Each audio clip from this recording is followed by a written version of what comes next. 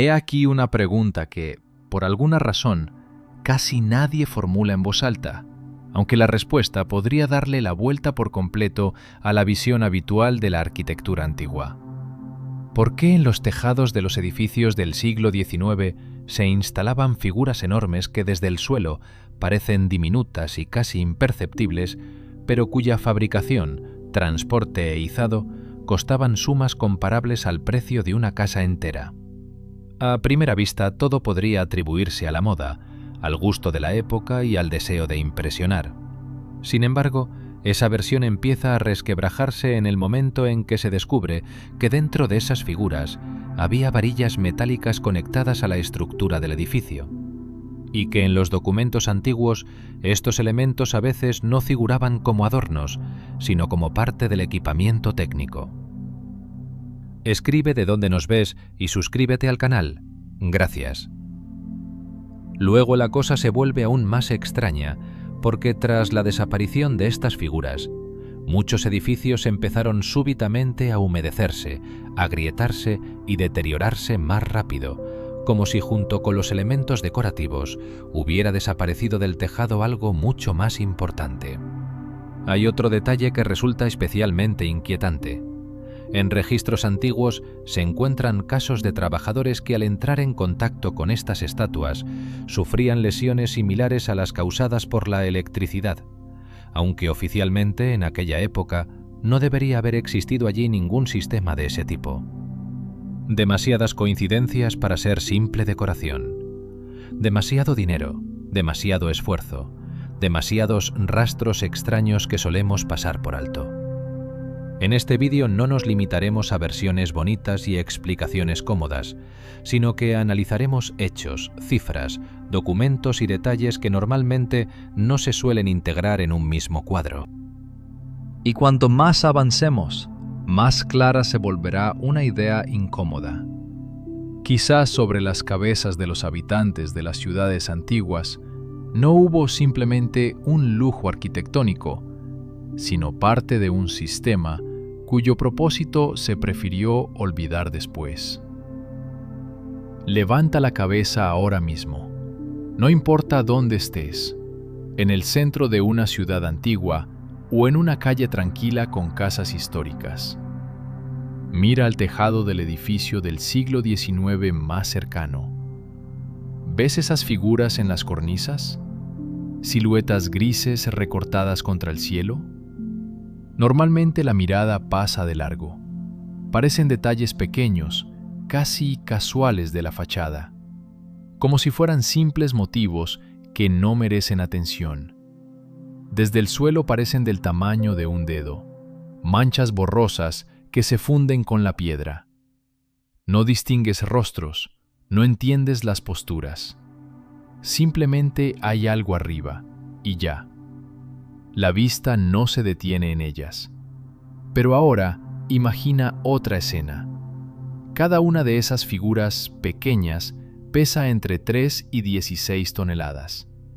Es la masa de un camión. Se izaban a 20-30 metros de altura, sin grúas modernas, solo poleas, cuerdas, cabrestantes y decenas de personas tirando de la carga con sus propias manos. Cada figura costaba una fortuna, sumas comparables al precio de una casa, a veces de varias casas. No es una decoración barata, es una inversión a nivel de una obra seria. Y todo eso para algo que ahora ni siquiera puedes ver bien. Hazte una pregunta sencilla. ¿Por qué? ¿Por qué gastar enormes cantidades de dinero, recursos, tiempo y esfuerzo en algo que desde el suelo se convierte en una mancha apenas perceptible? ¿Por qué izar estructuras de varias toneladas a un lugar donde nadie las va a apreciar? Se podría decir por belleza, por estatus, para impresionar. Pero, ¿funciona eso si el espectador no ve los detalles? ¿Si ni siquiera entiende qué es exactamente lo que hay ahí? Y lo más extraño, estas figuras no son una o dos, son decenas, a veces cientos en un solo edificio, repetidas, similares, alineadas. Esto ya no parece un capricho o un exceso, parece un sistema. Pero entonces surge una pregunta aún más incómoda. Si no es solo decoración, entonces, ¿para qué se hizo todo esto? Y antes de buscar una respuesta, conviene entender una cosa. Incluso suponiendo que el sentido fuera la belleza, queda otro problema. ¿Cómo era posible en el siglo XIX realizar regularmente trabajos así en altura, con ese peso y esa precisión?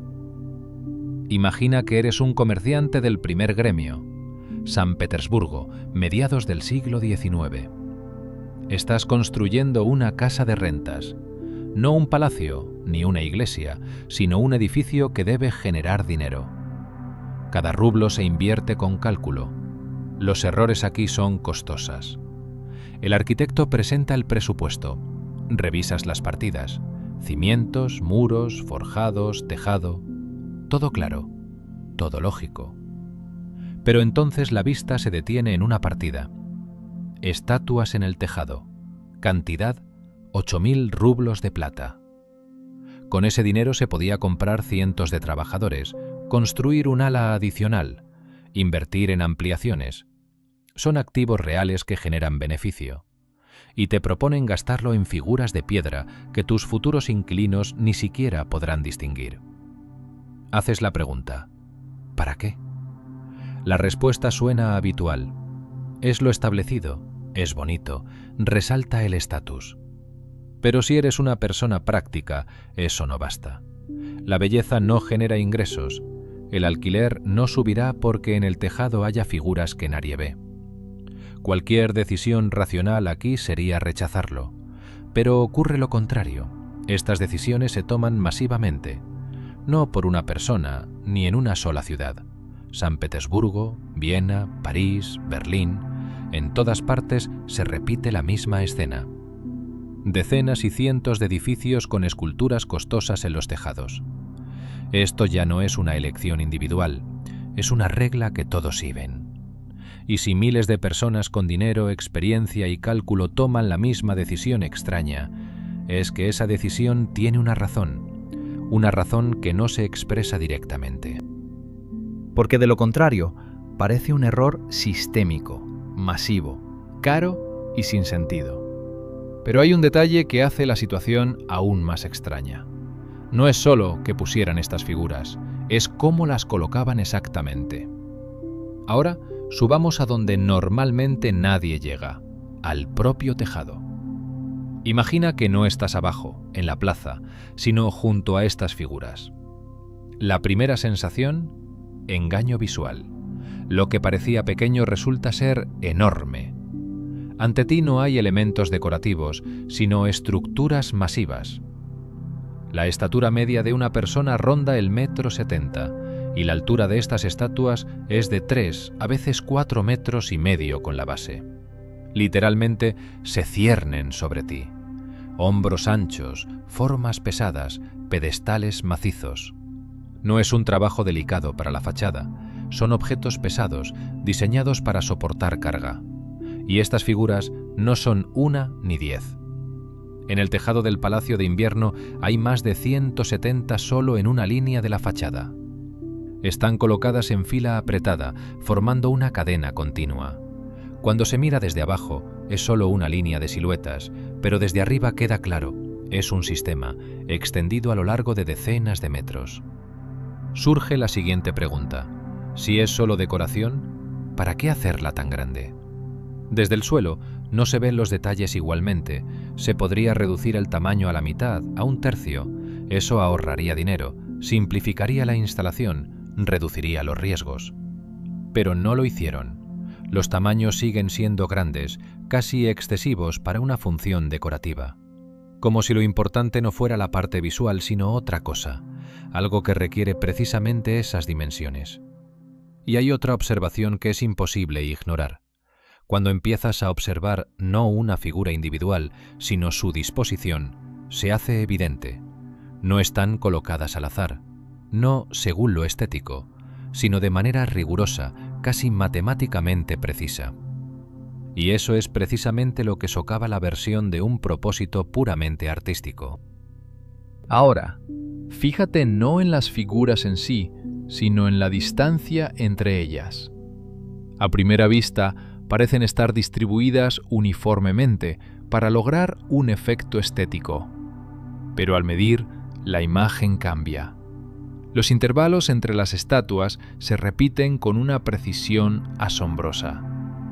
En una línea de la fachada, la distancia puede ser, por ejemplo, de poco más de 4 metros, y así de un extremo al otro. Las desviaciones son mínimas, centímetros, no más. Para el siglo XIX, este nivel de precisión trasciende una tarea decorativa. Un artista no trabaja con tales exigencias.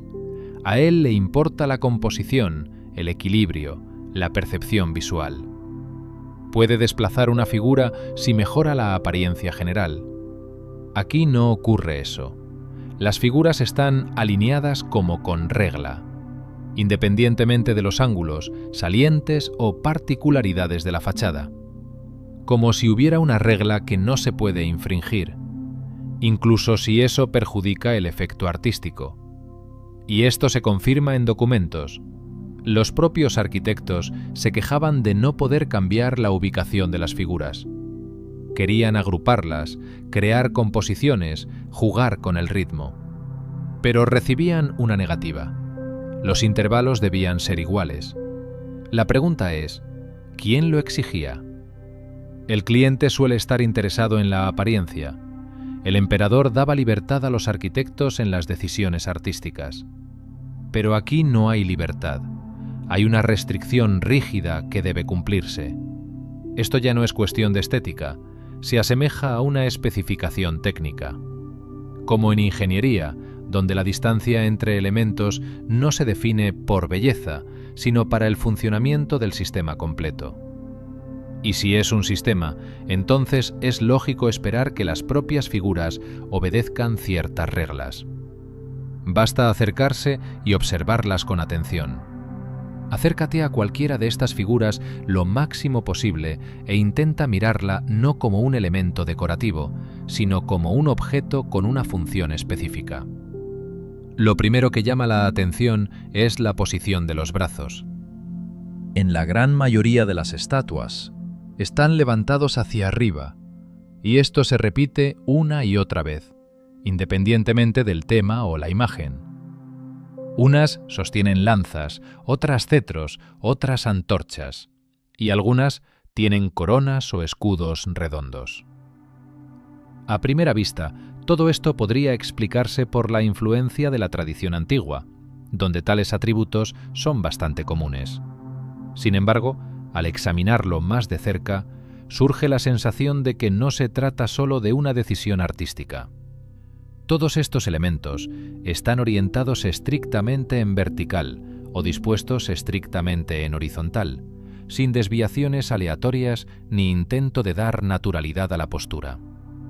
Las lanzas y cetros se extienden hacia arriba prácticamente en perfecta línea recta. Las coronas y escudos se mantienen en un plano definido. Las antorchas, de nuevo, se alzan verticalmente, como si obedecieran una regla única. Este comportamiento formal no es característico de la escultura viva. Si recordamos obras clásicas, siempre hay movimiento, giro del torso, tensión, dinámica. Aquí todo se reduce a configuraciones repetitivas y simplificadas que parecen deliberadamente desprovistas de complejidad innecesaria. Da la impresión de que lo importante no es la expresividad, sino la geometría en sí. Y esta geometría se repite decenas de veces en un mismo edificio y cientos de veces en distintas ciudades. San Petersburgo, París, Viena. Los estilos pueden variar, los detalles pueden cambiar, pero el conjunto general de posturas permanece sorprendentemente estable. Brazo levantado, elemento vertical, forma redonda y vuelta a repetir. Si se percibe esto exclusivamente como arte, surge inevitablemente la pregunta de por qué los escultores se limitan a un repertorio tan reducido y no aprovechan toda la riqueza de posturas posibles. Pero si se admite que detrás hay algo más que una tarea artística, aparece una perspectiva completamente distinta. Estas formas se asemejan demasiado a construcciones simples y comprensibles, donde cada línea y cada elemento tienen una función, no solo decoran el espacio. Y en este punto, el siguiente detalle deja de parecer extraño, porque dentro de cada una de estas figuras se oculta algo que no puede explicarse solo por la estética. Ahora, miremos donde el espectador nunca mira, dentro de la propia estatua. Cada una de estas figuras tiene una varilla metálica que atraviesa todo el cuerpo. Oficialmente, se explica simplemente: refuerzo, consolidación de la estructura, protección contra daños. A primera vista suena razonable. La piedra es pesada, la carga es grande, por lo tanto se necesita un armazón. Pero al estudiar los detalles, surgen dudas. Esta varilla no está simplemente insertada para dar resistencia. Atraviesa la figura por completo, desde la base hasta el punto más alto. Entra por el pedestal, pasa por el cuerpo y sale por la parte superior, generalmente en la mano o en ese mismo elemento que se dirige hacia arriba. Y esto ya no se parece a un refuerzo ordinario.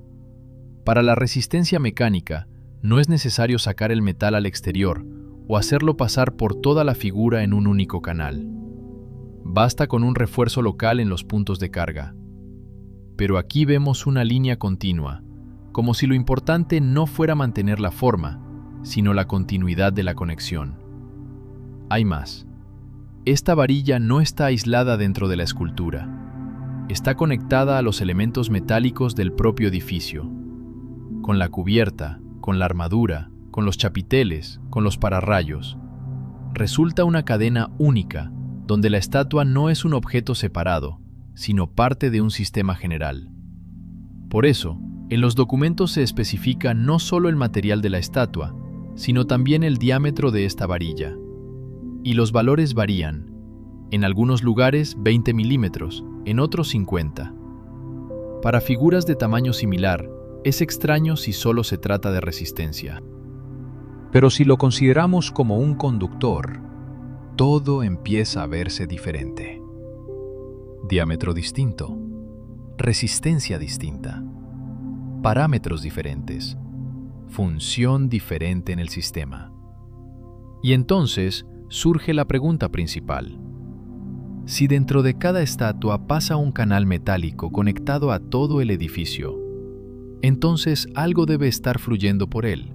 Para entender cuán real podría ser esta versión, basta examinar un ejemplo concreto donde todos los elementos son especialmente visibles. Tomemos la puerta triunfal de Narva en San Petersburgo. No es solo un arco, sino una compleja obra de ingeniería creada en la primera mitad del siglo XIX. En la cúspide hay una cuadriga con 6 caballos y una figura de la Victoria. Toda la composición parece un elemento puramente decorativo, pero al mirar más a fondo, la imagen cambia. El grupo escultórico no está hecho de piedra maciza, sino de láminas de cobre. Bajo la capa externa hay un armazón de hierro forjado que pesa varias toneladas. Este armazón no solo sostiene la forma, está conectado al revestimiento de cobre en múltiples puntos, creando un contacto denso en toda la superficie. Pero lo más importante es cómo todo esto se conecta con el propio edificio. El armazón de la cuadriga se conecta con otros elementos metálicos de la estructura. Las esculturas de guerreros en las esquinas también tienen varillas internas que forman parte de este mismo sistema. Al final, se obtiene una red única, donde la superficie de cobre y el armazón de hierro forman un circuito continuo. Y no se trata de un área pequeña. Son cientos de metros cuadrados de metal unidos en una sola estructura. Si lo vemos como decoración, tal complejidad resulta excesiva. Un adorno no necesita una red conductora, le basta con la forma y la apariencia. Pero aquí vemos precisamente un sistema de conexiones, y hay otro detalle que suele pasar desapercibido. Con el tiempo, en la superficie del cobre aparece una pátina, una capa verdosa que surge por la interacción con el aire y la humedad. Es un proceso natural que cubre todo el metal de manera uniforme. Sin embargo, en los puntos donde el armazón se conecta con el revestimiento, esta capa no aparece. Allí se ve el metal limpio. Esto solo es posible en un caso: si a través de esos puntos circula constantemente una corriente débil que impide la oxidación. Este efecto es conocido y se utiliza en la industria para proteger metales. Entonces surge una pregunta lógica. Si por este sistema realmente fluye algo, ¿de dónde proviene la fuente? La respuesta está mucho más cerca de lo que parece.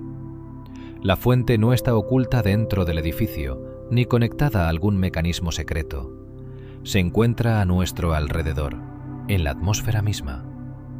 Entre la Tierra y el aire siempre existe una diferencia de potencial. Incluso con buen tiempo, alcanza cientos de voltios por cada decena de metros de altura. Y durante una tormenta, los valores se multiplican. Es un campo eléctrico natural, presente constantemente, independientemente del ser humano. Si se coloca un elemento conductor a cierta altura, este comienza a interactuar con ese campo. Una estructura metálica elevada decenas de metros puede acumular carga y transmitirla hacia abajo, especialmente si está conectada a otras partes conductoras del edificio. En ese caso, toda la construcción comienza a funcionar como un sistema unificado. Eso es exactamente lo que observamos. La estatua en el techo resulta no ser un objeto aislado, sino el punto más alto. A través de una barra metálica está conectada al armazón del edificio. El armazón, a su vez, se vincula con otros elementos: la cubierta, los pináculos, los pararrayos. Así se forma una ruta por la que la carga puede desplazarse, y este movimiento no necesita ser fuerte o evidente. Basta con una corriente débil y constante para que el sistema cumpla su función. Aquí emergen hechos que durante mucho tiempo se consideraron extraños. En informes del siglo XIX se registraron casos de trabajadores que, al tocar estas estatuas, sufrían lesiones similares a quemaduras. Esto ocurría incluso con buen tiempo, sin indicios de tormenta. En esa época no podían explicarlo, porque el conocimiento sobre la electricidad recién comenzaba a formarse. Pero hoy la explicación es distinta. Si el núcleo metálico está bajo tensión, el contacto con él efectivamente puede causar ese efecto. Entonces todo empieza a encajar. La estatua, la barra metálica, la conexión con la estructura del edificio y la influencia de la electricidad atmosférica dejan de ser elementos dispersos. Se convierten en partes de un mismo circuito. Y esto se confirma no solo por la física, sino también por documentos de la época. Si revisamos los archivos, el panorama se vuelve aún más ambiguo, porque las propias fuentes contradicen la explicación habitual. En los inventarios de la primera mitad del siglo XIX, las estatuas de los techos de grandes edificios a menudo no se clasifican en la sección de decoración o ornamentación artística. Se incluyen en una categoría completamente distinta: equipamiento técnico de fachada. En un mismo listado aparecen junto a canalones, pararrayos y astas de bandera. Esto ya resulta extraño. Un elemento artístico no se equipara con sistemas de ingeniería, menos aún en documentación oficial, donde cada palabra importa. Pero hay otro detalle aún más curioso. En las descripciones no solo se especifica el material de las estatuas, sino también su característica: la conductividad. El cobre se anota como material de alta conductividad, el bronce de conductividad media. Las figuras de piedra en estas listas o bien están ausentes o aparecen más tarde, en versiones posteriores de los documentos. Surge una pregunta lógica. ¿Por qué registrar la conductividad de un elemento que cumple una función meramente decorativa? Esta característica no afecta la apariencia, no es relevante para la estética, pero es crucial si se trata de transmitir electricidad. La correspondencia de los arquitectos complementa el panorama. En ella hay quejas sobre la imposibilidad de ubicar las estatuas libremente. Los intervalos se establecen de antemano y no pueden modificarse, aunque perjudiquen la composición. El arquitecto debe acatar estos requisitos sin conocer su origen exacto. Y hay otro punto difícil de ignorar. En los planos se indica el diámetro de la barra metálica interna, y este varía según la figura. Para esculturas de tamaño similar, esto no tiene sentido desde el punto de vista de la resistencia estructural, pero encaja perfectamente en la lógica de los parámetros eléctricos. Cuando todos estos detalles se unen, da la sensación de que los documentos dicen más de lo que se suele creer. Entonces el siguiente paso resulta inevitable. Hay que entender qué ocurrió después, cuando este sistema desapareció repentinamente. Si revisamos con atención los archivos, la situación se vuelve aún más extraña, porque las propias fuentes no encajan en la versión habitual del mero adorno. En los inventarios de la primera mitad del siglo XIX, las estatuas de los techos de grandes edificios a menudo no se incluyen en ornamentación artística, sino en la categoría de equipamiento técnico de fachada. Aparecen en la misma lista que canalones, pararrayos y astas de bandera, es decir, junto a elementos con una función práctica concreta. Esta clasificación parece ilógica si se trata solo de decoración. Otro detalle resulta aún más revelador.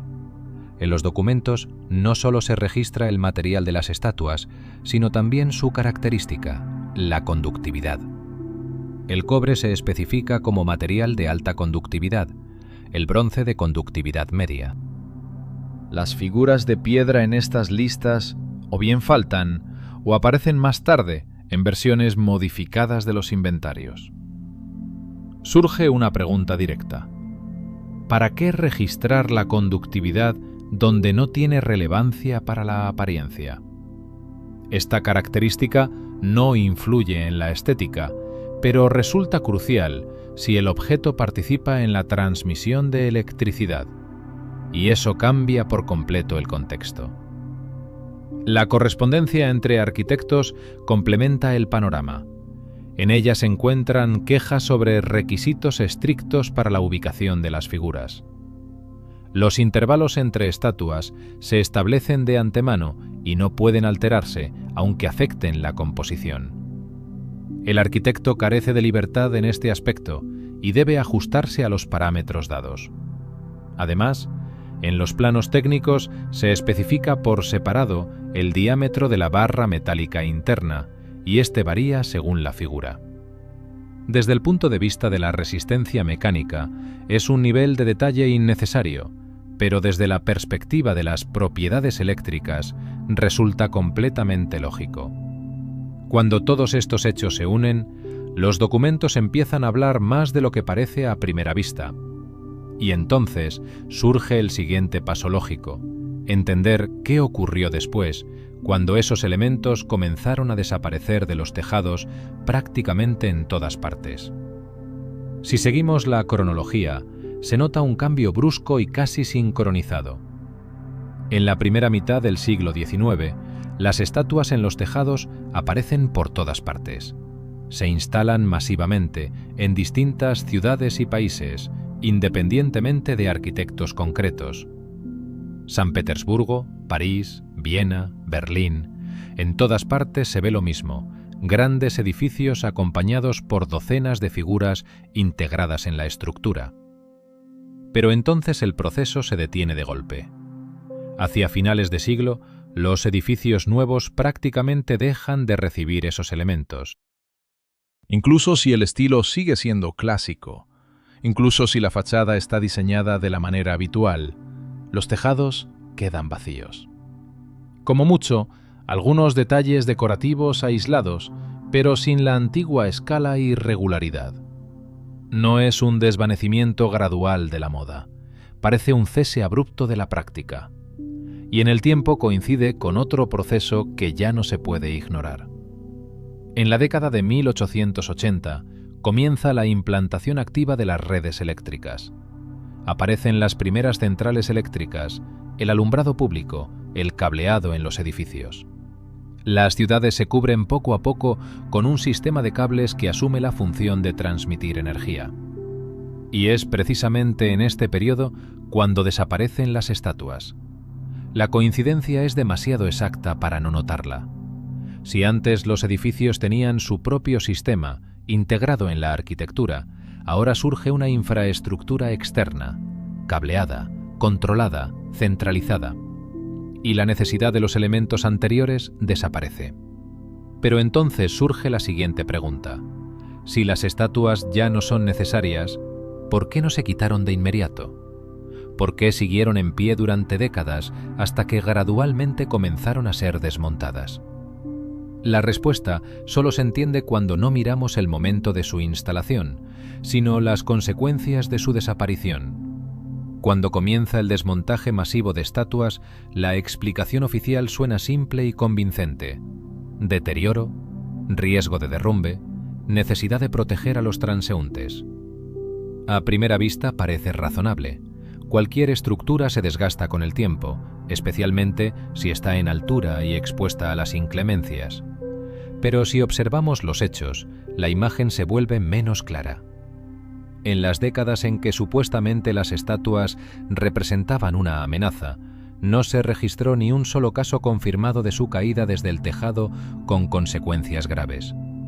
No hay casos judiciales, ni incidentes masivos, ni pagos de seguros. Sin embargo, el desmontaje se lleva a cabo a gran escala y de manera organizada. Se retiran cientos de elementos y casi de inmediato comienzan a aparecer otros problemas. Los informes de inspección de edificios registran un aumento de quejas sobre el estado de las construcciones. Aparece humedad en los sótanos, las paredes comienzan a agrietarse, el yeso se desprende, los ladrillos a nivel de zócalo se deterioran más rápido que antes. Esto ocurre especialmente en aquellos edificios donde se retiraron las esculturas. Se puede admitir una coincidencia una vez, pero cuando se repite de manera sistemática surge un patrón. Los edificios que estuvieron en pie durante décadas sin problemas graves comienzan a necesitar reparaciones constantes pocos años después del desmontaje. Mientras, casas similares donde se conservaron las estatuas muestran un estado mucho más estable. Esta relación ya la notaron los contemporáneos. Algunos arquitectos intentaron explicar lo ocurrido, vinculando el efecto con la ventilación o las características de la estructura del tejado. Las explicaciones parecían poco convincentes, pero el hecho en sí quedaba registrado. La eliminación de elementos en el tejado afectaba de algún modo al comportamiento de la humedad en las paredes. Aquí aparece la clave para entender todo el sistema, porque si un cambio en la parte superior provoca cambios en la inferior, significa que existe una conexión directa entre ellas. Si unimos todas las observaciones en una línea, comienza a dibujarse una imagen completa que ya no parece un conjunto de coincidencias aleatorias. Las estatuas resultan no ser solo elementos decorativos, sino parte de un sistema integrado en la arquitectura misma. Las varillas metálicas dentro de las figuras se conectan con la estructura del edificio, formando una red conductora. Los puntos superiores en el tejado interactúan con el campo eléctrico atmosférico y luego transmiten la carga hacia abajo. Y aquí aparece el efecto que explica los daños tras el desmontaje. Se trata de la electroosmosis, el movimiento de la humedad en materiales porosos bajo la acción de un campo eléctrico. En los edificios antiguos no existía el aislamiento hidráulico moderno, por lo que el agua del suelo subía por las paredes. Es un proceso natural que con el tiempo daña la estructura. Pero si en el sistema hay una diferencia de potencial, cambia la dirección del movimiento de la humedad. El agua empieza a ir hacia abajo, no hacia arriba. Las paredes permanecen secas, los cimientos se conservan más tiempo y el edificio no necesita reparaciones constantes. Para ello, basta una acción eléctrica débil pero constante. Si las estatuas realmente participaban en la formación de ese campo, su papel se vuelve comprensible. Eran los elementos superiores del sistema que aseguraban su funcionamiento sin una fuente externa de energía. La atmósfera aportaba la carga, la estructura la distribuía por el edificio y como resultado se resolvía uno de los principales problemas, la humedad. Cuando empezaron a retirar esos elementos, el sistema dejó de funcionar y entonces hubo que buscar un reemplazo. Aislamiento hidráulico, drenaje, ventilación. Todo eso requiere dinero, mantenimiento y reparaciones periódicas. Al final obtuvimos una tecnología que funciona peor y cuesta más. Pero la pregunta más importante sigue abierta. Si ese sistema existió realmente y funcionaba, ¿por qué no se habla de él hoy? ¿Por qué no se restaura, sino que se sigue desmontando? Cada uno puede intentar encontrar la respuesta por sí mismo. Mientras tanto, simplemente alza la cabeza y mira los tejados de los edificios antiguos. Quizás veas allí no adornos, sino restos de lo que una vez fue parte de un sistema mucho más complejo. Si el material te resultó útil, dale like, suscríbete al canal y activa la campanita para no perderte los siguientes análisis. Lo que viene será aún más interesante. Eso es todo. Nos vemos en el próximo video.